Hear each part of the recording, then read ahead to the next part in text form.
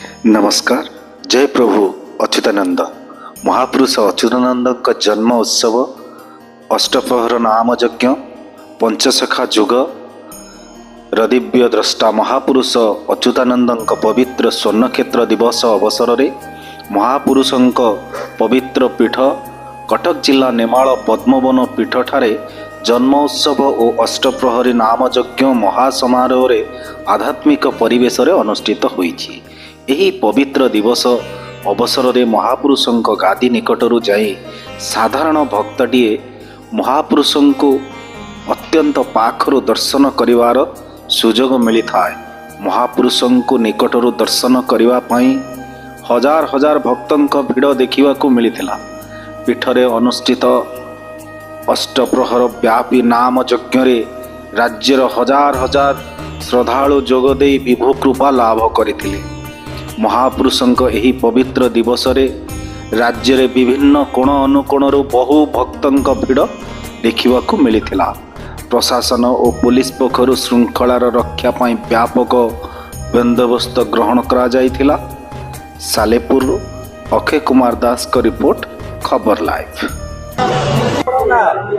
भारती शुक्ला आज दर्शन कले महापुरुष को आज भले दिन रे केमती लागिला कोन कहबे?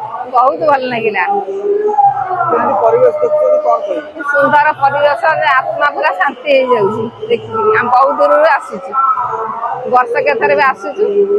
ठाकुर को हमें कोन कहि परिबु तांको महिमा विषय रे। ए पंचसखांक अग्रहणी प्रभु परम ब्रह्म अच्युत महापुरुष बहुत बहुत अनुभूति अच्छी। ठाकुर ना धरले सब वास्तु दोष दूर हो, मनस्कामना पूर्ण हो, शरीर सब रोग दुख भी दूर हो। महिमा अपार। आम विषय किसी कहीपरूनी, कहवा इच्छा दे भाषा दे प्रकाश कर हृदयर अनुभूति सब बहुत शांति मिलला, बहुत शांति मिलला। प्रभु को डाकुचे, प्रभु एमती कली जुगर प्रत्यक्ष भाव बस समस्त लोक मान प्रभु सद्बुद्धि सद्विचार दियंतु। क्षमानिधि पुजारी, महापुरुष अच्युतानंद सेवायत।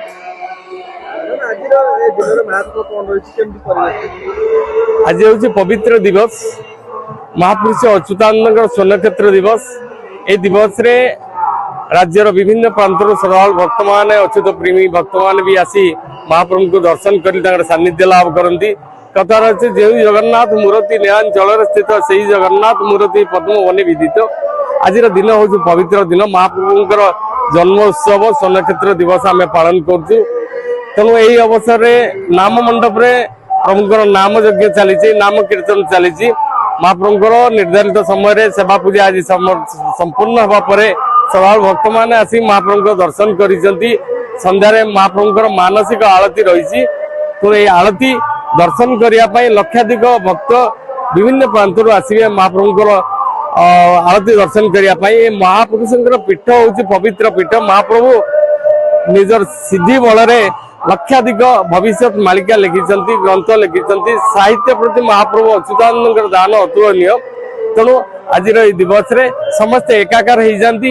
महाप्रभु का प्रेम समस्ते उद्बुद्ध हो प्रभु को स्मरण करती एवं कोटि जन्म पुण्य अर्जन करने एटी छुट्टी आसती। ना विश्वजित बेहरा।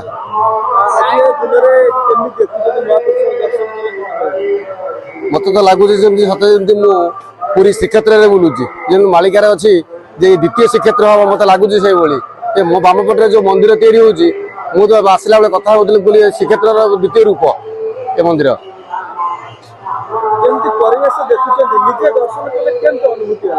परिवेश तो ये तो अवर्णनीय, ये कही हम ना ये परिवेश अनुभूति।